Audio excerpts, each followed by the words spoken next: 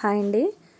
Dress cutting చేసేటప్పుడు lining పైన మనం మార్కింగ్ వేసుకుంటాం కదా, అలా మొత్తం మార్కింగ్ అయిపోయిన తర్వాత మనకు కింది సైడ్ స్టిచ్ చేసేటప్పుడు ఈజీగా ఉండాలంటే ఇలా వీల్ మార్కర్ తీసుకొని పైన మనం పైపాటికి ఏదైతే డ్రాయింగ్ వేసామో అక్కడి నుంచి మొత్తం వీల్ మార్కర్తో మార్కింగ్ వేసుకున్నామంటే మనకు డ్రెస్ సైడ్ జాయింట్ వేసేటప్పుడు చాలా ఈజీ అవుతుంది.